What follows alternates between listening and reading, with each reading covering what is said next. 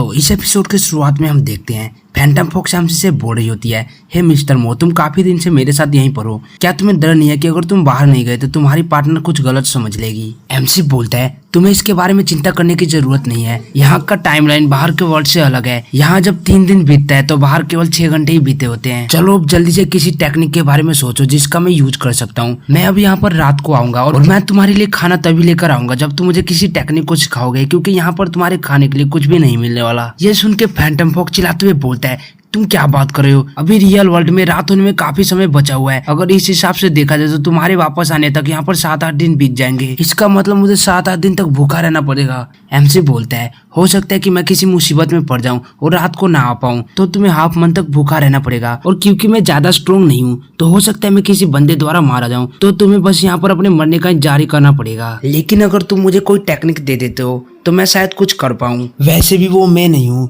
जो कि भूख से मरने वाला है। इतना बोल के एमसी वापस से रियल वर्ल्ड में आ जाता है। उसे देख चीसुपू बोलती है, हे यू, मैं तुम्हें कब से ढूंढ रही हूँ और तुम अचानक से यहाँ पर कैसे अपीयर हो गए। एमसी बोलता है, मैं तो हमेशा से यहीं पर था, तुमने मुझे नोटिस ही नहीं किया। साथ ही एमसी अपने मन में सोचता है, ये बहुत ज्यादा क्लोज था, मुझे नेक्स्ट टाइम से ध्यान रखना पड़ेगा। तभी चीसुपू बोलती है, चलो अब हमें अकेडमी में वापस चलना चाहिए। एमसी भी बोलता है, चलो चले। साथ ही वो अपने मन में सोच रहा होता है, मुझे फैंटम फॉक्स को कुछ दिन तक भूखे छोड़ देना चाहिए, इससे उसकी अकल ठिकाने आ जाएगी। यहाँ तक कि सेलेस्टियल मॉन्स्टर भी ज्यादा दिन तक भूखे नहीं रह सकते। जिसके बाद उसे मुझे किसी टेक्निक के बारे में बताना ही होगा। जिसके बाद हमें एक दिन बाद का सीन दिखाया जाता है। चीसुपू बोल रही होती है, फाइनली हम जंगल से निकल गए, काफी दिनों के बाद सनलाइट को देखकर अच्छा लग रहा है। जूनियर ब्रदर, चलो वुसान टाउन में वापस चलें। जिसके बाद वो दोनों वुसान टाउन में आ जाते हैं। चीसुपू एमसी से बोल रही होती है, आज हमारे मार्शल आर्ट अकेडमी की छुट्टी है, इसलिए बहुत सारे डिसाइपल इधर घूम रहे हैं, चलो अब मार्शल अकेडमी में वापस चलें और रिक्रूटमेंट एग्जाम की तैयारी करें। तभी एमसी का ध्यान अपने साइड वाली दीवार पर जाता है, जो देखकर वो अपने मन में बोलता है, क्या मुझे अकेडमी से निकाल दिया गया है? ये मेरे एक्सपेक्टेशन से थोड़ा अलग है,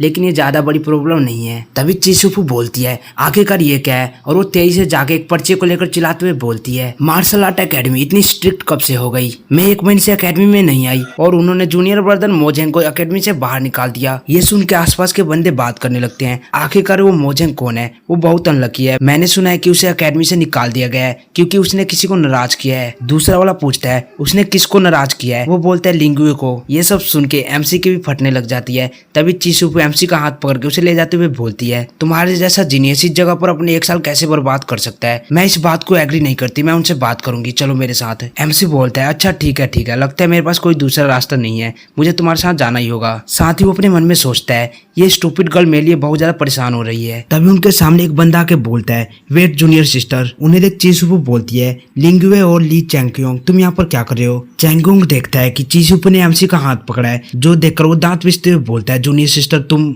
उसे देखते हुए एमसी अपने मन में सोच रहा होता है, ली चोंगड़े ड्रैगन मार्शल अकेडमी का सबसे स्ट्रॉन्गेस्ट डिसेबल है, ये मुझे ऐसे क्यों देख रहा है जैसे वो मुझे अभी ही मार डालेगा। मुझे याद है मैंने इसे कभी भी प्रोवोक नहीं किया है, क्या इसे कोई गलतफहमी हो गई है या फिर ये सब इस वुमेन का किया धरा है? तभी लिंगुए बोलती है, मोजेंग तुम्हें पहले ही अकेडमी से बाहर निकाल दिया गया है, तुम्हारी हिम्मत कैसे हुई यहाँ वापस आने की? तुम बिना परमिशन के अकेडमी में घुसे हो, इसलिए मैं तुम्हें मार दूंगी। तभी चीसुपू बोलती है, मोजेंग को मैं यहाँ पर लेकर आई हूँ, मैं इसके लिए जस्टिस मांगने के लिए आई हूँ। लिंगुए बोलती है, तुम मुझसे बात कर सकती हो अगर तुम्हें लगता है कि मैंने कुछ गलत किया है। तभी ली चैंगरोंग बोलता है, जूनियर सिस्टर ची, दिन ने पहले से निकालने के लिए मंजूरी दे दिया है, तो मैं तुमको एडवाइस देता हूँ, तुम इस मामले में मत पड़ो। 4 सेक्टरों में भर्ती होने वाला एग्जाम शुरू होने वाला है, तुम्हें जाकर अपने कल्टीवेशन पर फोकस करनी चाहिए और इसकी तैयारी करनी चाहिए। हम एक साथ स्नो फ्लाइंग सेक्ट में ज्वाइन होंगे और हमारे मार्शल आर्ट अकेडमी के लिए सम्मान लाएंगे। सिस्टर ची बोलती है, इससे तुम्हारा कोई लेना देना नहीं है, चलो हटो यहाँ से। वो बोलता है, काम डाउन जूनियर सिस्टर ची, अगर तुम इसे बिना परमिशन के अंदर ले जाती हो तो तुम अकेडमी के रूल को ब्रेक करोगी, जो कि इस बच्चे के लिए वर्थी नहीं है। मैं तुम्हारे भले के लिए बोल रहा हूँ, मैं तुम्हें अंदर नहीं जाने दूंगा। अगर तुम फिर भी जाना चाहती हो तो तुम्हें पहले मुझे हराना होगा। साथ ही वो अपने पावर को रिलीज करते हुए हवा में खड़े होकर सिस्टर ची की तरफ घूरते हुए बोलते हैं, तुम मुझसे नहीं जीत सकती जूनियर सिस्टर ची, तो तुम इस लेवल 3 के डिसाइपल के लिए मुझसे फाइट क्यों करना चाहती हो? चीसुपू बोलती है, लगता है तुमने अपना मन बना लिया है कि तुम मेरे रास्ते में आओगी। एक लेवल 3 का मार्शल डिसाइपल, ये कोई पॉइंट नहीं बनाता, और अगर ऐसा ही है तो मैं भी इस ड्रैगन आइज मार्शल अकेडमी को छोड़ती हूँ। वो बोलता है, सिस्टर आपको ऐसा करने की जरूरत नहीं है। चीसुपू बोलती है, अगर तुम फाइटिंग करना चाहते हो तो चलो आ जाओ। यांगरोंग लिंगुए से बोलता है, जूनियर सिस्टर तुम पीछे हट जाओ। वो बोलती है, क्या? अच्छा ठीक है। जिसके बाद वो दोनों अपने पावर को रिलीज करने लग जाते हैं और फाइट के लिए तैयार हो जाते हैं। वहीं आसपास के बंदे भी एक जगह इकट्ठा होकर उन्हें देखने लग जाते हैं। तभी एमसी बोलता है, चलो छोड़ो जूनियर सिस्टर, उन्होंने मुझे निकाला, इसमें एकेडमी का ही लॉस है। मुझे नहीं लगता कि ड्रैगन राइज मार्शल एकेडमी के दिन तुम्हारे लिए अपने फैसले को बदलने वाले हैं। फोर्स एक्ट के रिक्रूटमेंट एग्जाम को ज्वाइन करने के और भी रास्ते हैं, हमें यहाँ पर अपने टाइम पर बात करने की जरूरत नहीं है। ये सुन के यांगरों गुस्से चिल्लाते हुए बोलता है, तुम क्या बकवास कर रहे हो? तुम्हें निकालने से एकेडमी का कैसे लॉस होगा? क्या तुम खुद को कुछ ज्यादा ही नहीं समझ रहे? एमसी बोलता है, वो तो बाद में पता चल ही जाएगा, बस तुम प्रे करो रिक्रूटमेंट एग्जाम में तुम्हारा सामना मेरे से ना हो। इतना बोल के एमसी वहाँ से जाने लग जाता है। तभी यांगरोंग बोलता है, क्या तुम ये कह रहे हो कि तुम लेवल 3 के डिसेबल होके 4 ग्रेड सेक्ट के रिक्रूटमेंट एग्जाम को ज्वाइन करोगे? क्या ही बकवास है। यहाँ तक कि मैं लेवल 10 का डिसेबल हूँ, लेकिन फिर भी मुझे अपने ऊपर भरोसा नहीं है कि मैं उसमें भर्ती हो पाऊंगा या फिर नहीं। और जबकि तुम केवल लेवल 3 के हो, फिर भी तुम कह रहे हो कि तुम 4 ग्रेड सेक्ट को ज्वाइन करोगे। ये सुन के एमसी का ईगो हर्ट हो जाता है। वो पीछे मुड़ के गुस्से से अपने तलवार को निकालते हुए बोलता है, तुम बार बार कह रहे हो कि मैं लेवल 3 का हूँ, क्या तुम अपने आप को कुछ ज्यादा ही टैलेंटेड समझते हो? इतना बोल के एमसी तेजी से जाके अपने शॉट से उसे एक स्ट्राइक मारता है, जिससे वो बंदा वहीं पर बेहोश हो जाता है। तभी वहां पर किसी बंदे की एंट्री होती है, जिसे देख अपना एमसी भी शॉक हो जाता है। वहीं वो बंदा अपने पावर को रिलीज करते हुए आ रहा होता है, और ये और कोई नहीं ड्रैगन राइज मार्शल एकेडमी का दीन होता है, जिसे देख लिंगुए खुश होते हुए बोलती है, अंकल आप फाइनली यहाँ पर आ गए। उसे देख अपना एमसी भी थोड़ा बहुत घबरा रहा होता है। तभी वो दीन बोलता है, चीसुफू क्या तुम भी ड्रैगन राइज मार्शल एकेडमी को छोड़ना चाहती हो? चीसुफू बोलती है, अगर मोजेंग यहाँ पर रहता है तो मैं भी रहूंगी, अगर वो जाता है तो मैं भी जाऊंगी। वो दीन बोलता है, अगर तुम जाना ही चाहती हो तो तुम जा सकती हो। ये सब सुन के बाकी सब डिसेबल बात करने लग जाते हैं। चीसुफू सेकंड सबसे स्ट्रॉन्गेस्ट डिसेबल है और वो एक साथ 3 एलिमेंट को कल्टीवेट कर सकती है, फिर भी दीन ने उसे इतनी आसानी से यहाँ से जाने के लिए मंजूरी दे दी। ये सुन के चीसुफू भी शौक होकर बोलती है, क्या तुम सच में हमें जाने दे रहे हो? दीन बोलता है, अगर तुम सच में जाना चाहती हो तो मेरे पास तुम्हें रोकने का कोई रीजन नहीं है, लेकिन मेरी एक कंडीशन है, तुम किसी दूसरी मार्शल आर्ट एकेडमी को ज्वाइन नहीं कर सकती और इस साल के होने वाले 4 ग्रेड सेक्ट एग्जाम को भी ज्वाइन नहीं कर सकती। ये सुन के चीसुफू अपने मन में सोचती है, मैं 17 साल की हो चुकी हूँ, अगर मैं इस साल मिस कर देती हूँ तो मुझे कोई दूसरा चांस नहीं मिलेगा। दीन बोलता है, ध्यान से सोचो और बताओ, मैं अभी भी भूल सकता हूँ कि तुमने एकेडमी को छोड़ने की बात कही थी और तुम्हारा नाम पार्टिसिपेंट के नेम लिस्ट में डाल सकता हूँ। चीसुफू बोलती है, अगर मैं यहाँ पर रुकती हूँ तो मोजेंग का क्या वो 4 सेक्ट के रिक्रूटमेंट एग्जाम में ज्वाइन हो सकता है? दीन बोलता है, नहीं। ये सुन के चीसुफू मन में बोलती है, अगर मोजेंग यहाँ पर नहीं रहेगा तो मैं भी नहीं रहूंगी। फिर वो डीन से बोलती है, थैंक यू, लेकिन मैंने डिसाइड कर लिया है, मैं मोजेंग के साथ जाऊंगी। दीन बोलता है, अगर तुमने यही डिसीजन बनाया है तो तुमने मेरी कंडीशन को भी मान लिया होगा, है ना? चीसुफू बोलती है, डीन क्या हम कंडीशन को चेंज नहीं कर सकते? दीन हंसते हुए बोलता है, तुमने एकेडमी को छोड़ दिया है, अब तुम्हारे पास मेरे से कंडीशन को लेकर डिस्कस करने का राइट नहीं है। साथ ही वो एमसी से बोलता है, मैं तुम्हें मारने की कोशिश नहीं करूंगा, अगर तुम मेरे एक स्ट्राइक को झेल लेते हो तो उसके बाद मैं तुम्हें यहाँ से सेफली जाने दूंगा और यहाँ पर मौजूद सभी डिसेबल इस बात के गवाह हैं। एमसी बोलता है, अच्छा ठीक है, मैं तुम्हारे एक स्ट्राइक को झेलने के लिए तैयार हूँ। ये सुन के चीसुफू भी अपने पावर को रिलीज करने लग जाती है। जो देख एमसी बोलता है, सिस्टर तुम पीछे रहो, ये सब मेरी वजह से हुआ, इसलिए मुझे इस स्ट्राइक को झेलने दो, तुम्हें इसमें इन्वॉल्व होने की जरूरत नहीं है। चीसुफू बोलती है, नहीं मैं पीछे नहीं हटूंगी। एमसी उसे समझाते हुए बोलता है, वो एक सेलेस्टियल मास्टर है, हम दोनों मिलकर भी उसके एक स्ट्राइक को नहीं रोक सकते और हम दोनों ही बुरी तरह से घायल हो जाएंगे, लेकिन अगर तुम ठीक रहती हो तो मेरे घायल होने के बाद तुम मुझे यहाँ से लेकर जा सकती हो। तभी डीन बोलता है, क्या तुम तैयार हो? पता नहीं तुम्हारे अंदर इतना कॉन्फिडेंट कहाँ से आ रहा है, क्या तुम ये सोचते हो कि तुम मेरे अटैक से सरवाइव करके यहाँ से जिंदा जा सकते हो? एमसी बोलता है, मुझे इसकी परवाह नहीं है, बस फाइट करो। डीन भी ओके बोल के अपने अटैक को तैयार करने लग जाता है और एक स्ट्राइक एमसी की तरफ मारता है, जिसे एमसी जंप करके डॉज कर लेता है। जो देख डीन बोलता है, तुम्हारा स्पीड और रिएक्शन बहुत अच्छा है, लेकिन तुम्हें क्या लगता है कि तुम हर बार इसे डॉज कर लोगे? इतना बोल के वो एक और स्ट्राइक एमसी की तरफ मारता है, जो कि सीधे जाके उसके चेस्ट पर लगता है और वो पीछे की तरफ हट जाता है। साथ ही वो बहुत ज्यादा इंजर्ड भी हो चुका होता है। वो अपने सर को ऊपर उठा के एक स्माइल करता है। दिन बोलता है, मुझे लगता है तुम अभी भी अपने पावर को यूज कर सकते हो, चलो देखते हैं क्या तुम मेरे एक और स्ट्राइक को झेल पाते हो। ये सुन के एमसी बोलते हैं, क्या? और साथ ही वो तेज से लिंगुए के पास जाकर उसके गर्दन को पकड़ के बोलता है, मैं तुम्हारे एक और स्ट्राइक को झेल तो सकता हूँ, लेकिन अगर तुम अपने नेफ्यू को मारना चाहते हो तो तुम अपना एक और स्ट्राइक कर सकते हो। जो देखकर दिन को बहुत ज्यादा गुस्सा आ रहा होता है, लेकिन वो किसी तरह से अपने गुस्से को शांत करता है। जो देखकर एमसी एक हाथ की सांस लेता है, तभी उसके मुंह से ब्लड निकलने लग जाता है। जिसके बाद एमसी बोलता है, और जब मैं तुम्हारे स्ट्राइक को झेल चुका हूँ तो क्या अब हम यहाँ से जा सकते हैं? इसी के साथ वो लिंगुए को छोड़कर पीछे मुड़ जाता है और चीसुफू के पास जाने लग जाता है। चीसुफू उसे देखकर बहुत चिंता कर रही होती है। तभी डीन एक क्रीपी सा लुक बनाते हुए बोलता है, मैं मानता हूँ कि मैंने तुम्हें कुछ ज्यादा ही अंडर एस्टिमेट कर दिया था, लेकिन मैंने ये उम्मीद नहीं किया था कि तुम लिंगुए का यूज करके मुझे धमकी दोगे। तुम अब यहाँ से जा सकते हो। लेकिन चीसुफू यहीं पर रहेगी। एमसी बोलता है, दीन जीन क्या तुम यहाँ सभी डिसाइपलों के सामने अपने शब्दों से इनकार कर रहे हो? दीन हंसते हुए बोलता है, तुमने कुछ गलत सुना है। मैंने कहा था कि मैं केवल तुम्हें जाने दूंगा, ना कि उसे। अगर उसे भी जाना है तो उसे भी मेरे एक स्ट्राइक को झेलना होगा, या फिर उसके बदले तुम भी वो स्ट्राइक ले सकते हो। ये सुन के एमसी अपने मन में सोचता है, मैंने नहीं सोचा था कि जिनयांग इतना ज्यादा सेमलेस होगा। क्या मैं इस सिचुएशन में उसके एक और स्ट्राइक को झेल पाऊंगा? वहीं दीन अपने मन में सोच रहा होता है, अगर तुम दोनों यहाँ से जाना चाहते हो तो तुम्हें से एक को मरना पड़ेगा। इसी के साथ एमसी चिसुफू को पीछे हटाते हुए बोलता है, अगर मैं आज जिंदा बच जाता हूँ तो याद रखना मैं तुम्हें 10 टाइम वापस करूंगा। चिसुफू बोलती है, जूनियर ब्रदर इसे मुझे झेलने दो। एमसी बोलता है, तुम इससे दूर रहो स्टूपिड गर्ल। अगर मैं यहाँ पर मर जाता हूँ तो तुम मेरी मदर के पास जाके उनका ध्यान रखना, वो तुम्हें सच में बहुत पसंद करती है। मैं उम्मीद करता हूँ कि तुम उन्हें अपनी आंच समझ के उनका ख्याल रखोगी जब वो बूढ़ी हो जाएंगी। चिसुफू रोते हुए बोलती है, अगर तुम मर जाते हो तो मैं उन्हें अपनी आंटी नहीं मानूंगी। मैं उनकी डॉटर इन लॉ बन के उनका जीवन भर ख्याल रखना चाहती हूँ। ये सुन के एमसी भी शॉक हो जाता है। चिसुफू बोलती है, प्लीज तुम मरना मत। मैं तुम्हारे साथ हेवन फाइट सेक्ट को ज्वाइन करना चाहती हूँ। मैं तुम्हारे साथ डिंगलिंग काउंटी और पूरे कॉन्टिनेंट में ट्रेवल करना चाहती हूँ। ये सब सुन के बाकी सब बंदे बात कर रहे होते हैं, क्या ये दोनों सच में एक कपल हैं? इसमें कोई बड़ी बात नहीं है, मोजिंग बहुत स्ट्रॉन्ग है। ये तो नॉर्मल है कि सिस्टर ची उसके प्यार में पड़ गई। मैंने तो इमेजिन भी नहीं किया था कि हमारे अकेडमी में कोई इतना पावरफुल डिसाइपल है। डीन बोलता है, क्या तुम्हारी बकवास बंद हो गई? चलो आ जाओ फाइट करते हैं। एमसी बोलता है, चलो आ जाओ। जिसके बाद वो दोनों वापस एक दूसरे के सामने खड़े हो जाते हैं। एमसी अपने मन में सोच रहा होता है, क्या मुझे अपने 7 एलिमेंट के सीक्रेट को रिवील करना होगा? नहीं, यहाँ तक कि मैं अपने 7 एलिमेंट के फुल पावर को यूज करके भी इसके स्ट्राइक को नहीं रोक सकता। हाँ, ये स्वॉर्ड मेरी मदद कर सकती है। ब्लड स्वॉर्ड जिस मटेरियल से बनी है ये बहुत ज्यादा स्पेशल है, शायद ये उसके स्ट्राइक को रोक पाए। दूसरी ओर दीन अपने अटैक को तैयार करते हुए बोलता है, इस बार मैं अपने फुल पावर का यूज करूंगा ताकि तुम मर जाओ। इधर एमसी भी अपने ब्लड स्वॉर्ड के साथ उसके अटैक को रोकने के लिए तैयार हो जाता है और उधर से दीन अपने अटैक को कर देता है। एमसी अपने ब्लड स्वॉर्ड से उसके अटैक को ब्लॉक कर लेता है, लेकिन एमसी उसके अटैक को ज्यादा देर तक नहीं संभाल पाता और वो घसीटते हुए पीछे जाके गिरता है और वहीं पर बेहोश हो जाता है। जो देखकर चिसुफू एमसी के पास आकर रोने लग जाती है और गुस्से से दीन की तरफ देखते हुए बोलती है, जिनयांग तुमने अपने 2 स्ट्राइक कर दिए हैं, क्या अब हम जा सकते हैं? दीन अपने मन में सोचता है, छह वो अभी भी जिंदा है। फिर वो बोलते हैं, हाँ तुम जा सकते हो। जिसके बाद चिसुफू एमसी को अपने गोद में उठाकर वहां से लेकर जाने लग जाती है। वहीं पीछे लिंगुए दीन से बोल रही होती है, अंकल आपने उन्हें इसी तरह से क्यों जाने दिया? मुझे डर है कि वो फ्यूचर में वापस आकर हमसे बदला लेंगे। लिंगरोंग भी बोलता है,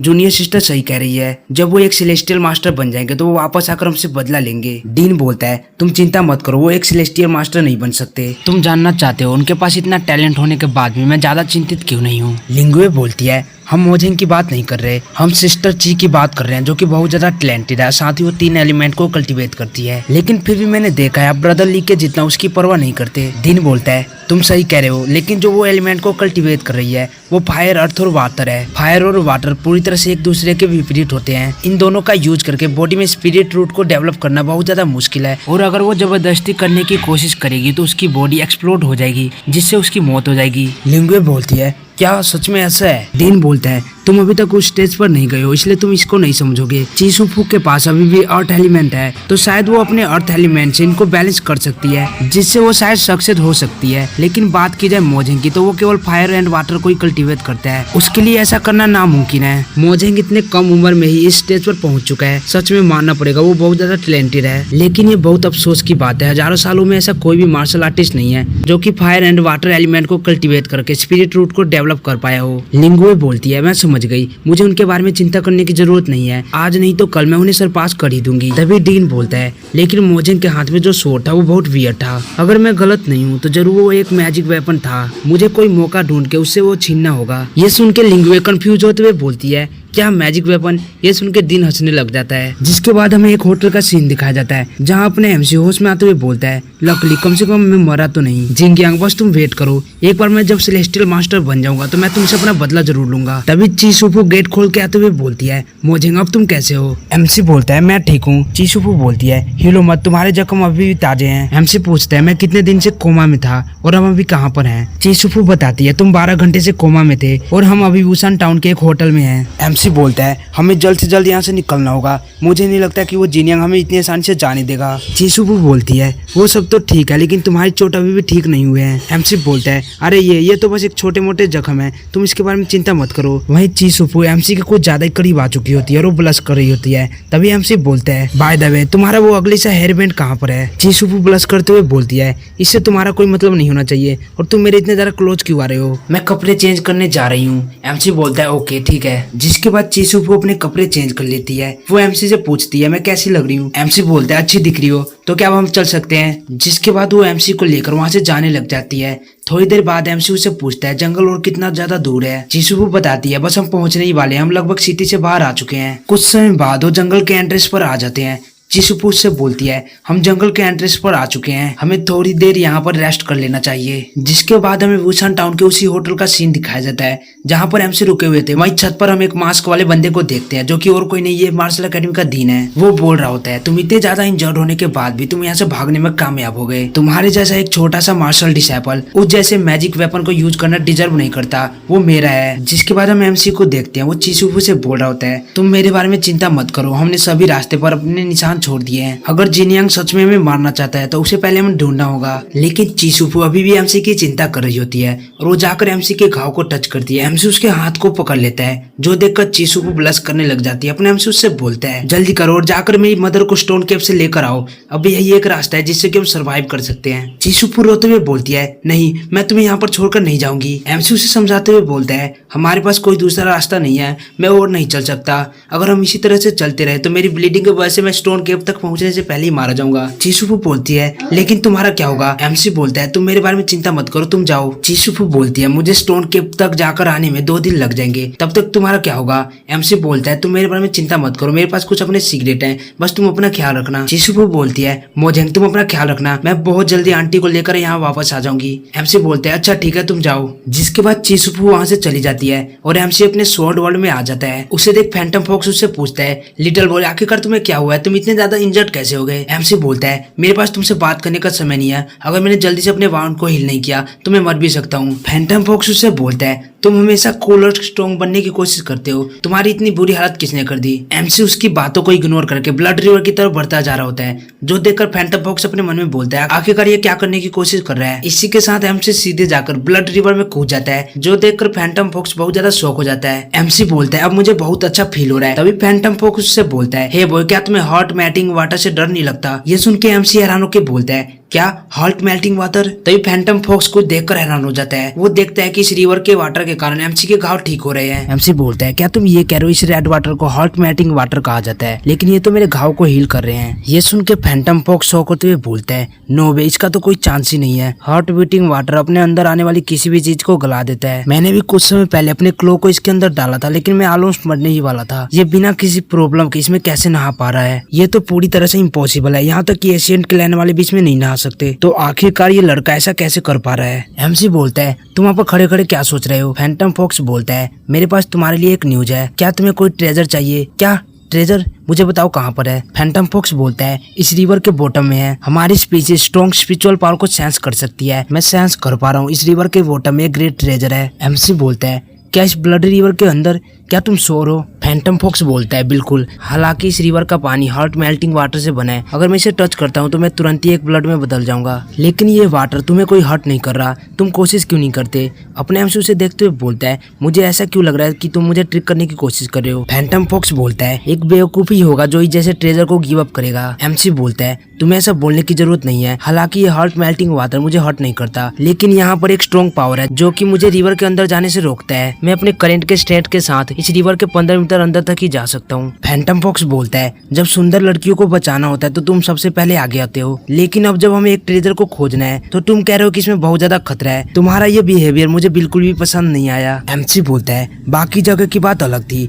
लेकिन मैं इस रिवर के बारे में श्योर नहीं हूँ, मुझे फील हो रहा है कि इस रिवर के अंदर एक अलग ही वर्ल्ड है, लेकिन तुम चिंता मत करो, मैं जल्दी स्ट्रॉन्ग बन के इस रिवर के बॉटम में जाऊंगा। उसे देख फैंटम फॉक्स अपने मन में सोच रहा होता है ये लड़का बहुत इंप्रेसिव है, मुझे विश्वास है ऐसा कुछ नहीं है जो ये नहीं कर सकता। तभी एमसी बोलता है चलो इसे छोड़ो, तुम आधे महीने से भूखे हो, क्या तुम्हें भूख नहीं लगी है। ये सुन के फैंटम फॉक्स बच्चों की तरह एक्ट करते हुए बोलता है ऑफ कोर्स मैं भूखा हूँ, मुझे बहुत तेज भूख लगी है, जल्दी मुझे कुछ खाने को दो। उसे देख एमसी बोलता है जरा तुम अपने आप को देखो। वो जमीन पर लौटते हुए अभी भी एमसी से बोल रहा होता है मुझे बहुत तेज भूख लगी है, प्लीज मुझे खाना दो, मैं तुमसे भीख मांगता हूँ, प्लीज मुझे मुझे खाने को दो, एक छोटे से फीस में भी मेरा काम चल जाएगा। जबकि वहीं अपने एमसी उसे इग्नोर करके ब्लड रिवर में बैठकर कल्टीवेट कर रहा होता है। जिसके बाद हमें सीधे 3 दिन बाद का सीन दिखाया जाता है। एमसी अपने कल्टीवेशन से उठ के बोलता है, क्या बात है, मेरी इंजरी पूरी तरह से हील हो चुकी है और मैं पहले से ज्यादा स्ट्रॉन्गर भी फील कर पा रहा हूँ। वहीं वो अपने साइड में देखता है जहाँ फैंटम फॉक्स कराटे मार रही होती है, जिसे देख एमसी बोलता है ये कितना ज्यादा लेजी है। इतना बोल के एमसी वहाँ से जाने लग जाता है। तभी फैंटम फॉक्स भी उठ जाता है और उसे जाते हुए देखकर अपने मन में बोलता है, क्या तुम फिर से मुझे यहाँ पर अकेला छोड़कर जाने की कोशिश कर रहे हो। वो ग्रैंडपा बोलते हुए एमसी के पैर को पकड़ लेता है और बोलता है, आज से तुम मेरे ग्रैंडपा हो,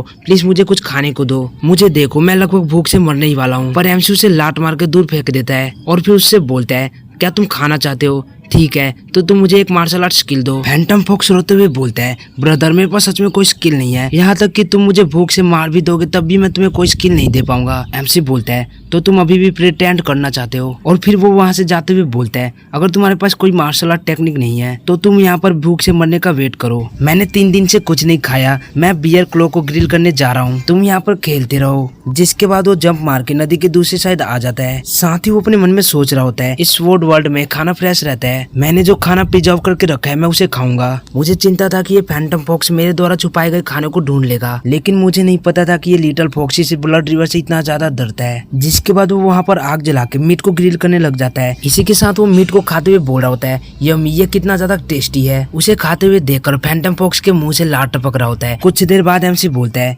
मैंने अपना पेट भर के खा लिया है और मुझे नहीं लगता कि मैं और भी ज्यादा खा पाऊंगा, लेकिन मेरे पास कुछ मीट बच चुका है, क्या ये किसी को चाहिए? फैंटम फॉक्स चिल्लाते हुए बोलता है, मुझे चाहिए, प्लीज मेरे पास फेंको। एमसी बोलता है, अगर ये तुम्हें चाहिए तो तुम्हें कोई टेक्निक देना पड़ेगा। फैंटम फॉक्स बोलता है, नहीं रहने दो, मुझे नहीं चाहिए। पर एमसी एक मीट का पीस उसकी तरफ फेंक देता है, जो देखकर फैंटम फॉक्स भी खुश हो जाता है, लेकिन वो मीट का टुकड़ा नदी में गिर जाता है, जो देखकर फैंटम फॉक्स चिल्लाते हुए बोलता है, ये तुमने क्या किया? मैं इस बात को याद रखूंगा, मैं जल्दी तुमसे इसका रिवेंज लूंगा, मैं तुम्हें बुरी तरह से मारूंगा, तुम लिटिल बास्टर्ड कहीं के। दूसरी ओर एमसी सोच रहा होता है, एनीवे मैंने इसके साथ बहुत ज्यादा खेल लिया, अब मुझे 9 स्टार शॉट टेक्निक को कल्टीवेट करना चाहिए। जिसके बाद हमें आधे महीने बाद का सीन दिखाया जाता है। फैंटम फॉक्स की हालत बहुत ज्यादा खराब हो गई होती है। वो बोल रहा होता है, मुझे बहुत ज्यादा भूख लगी है, प्लीज मुझे कोई खाना दे दो। अरे रुको, ये खुशबू तो बियर के क्लो मीट की है। वहीं उसके सामने एमसी मीट को लेकर बैठा होता है। साथ ही एमसी उससे बोल रहा होता है, लिटिल फॉक्स क्या तुमने अच्छे से सोच लिया? तुम मार्शल आर्ट टेक्निक को नहीं खा सकते, इसलिए तुम वो मुझे दे दो, इसमें तुम्हारा भी फायदा है और मेरा भी। जब मैं स्ट्रॉन्ग बन जाऊंगा तो इस रिवर के बॉटम तक जा पाऊंगा, जिसके बाद हम उस ट्रेजर को भी ला पाएंगे। फैंटम फॉक्स बोलता है, तुम होगे लिटिल फॉक्स, मैं कोई लिटिल फॉक्स नहीं हूँ। एमसी बोलता है, लगता है तुम अभी भी मुझे कोई टेक्निक नहीं देने वाले। अच्छा ठीक है, मैं आज जा रहा हूँ और मैं 1 हफ्ते तक यहाँ पर नहीं आऊंगा। तुम सोच लो, बाहर का 1 हफ्ता यहाँ के 2-3 महीने के बराबर है। मैं उम्मीद करता हूँ कि जब हम अगली बार मिलेंगे तो तुम्हारे पास मुझसे बात करने की ताकत होगी। तभी फैंटम फॉक्स बोलता है, अच्छा ठीक है, मैं हार मानता हूँ, मैं तुम्हें टेक्निक देने के लिए तैयार हूँ। ये सुन के एमसी खुश हो जाता है और मीट के टुकड़े को उसके मुंह में डाल के बोलता है, वेल तुम अभी भी तो देने के लिए तैयार हो ही गए, अगर तुम मुझे पहले ही देने के लिए तैयार हो जाते तो तुम्हें इतने दिनों तक भूखा तो नहीं रहना पड़ता।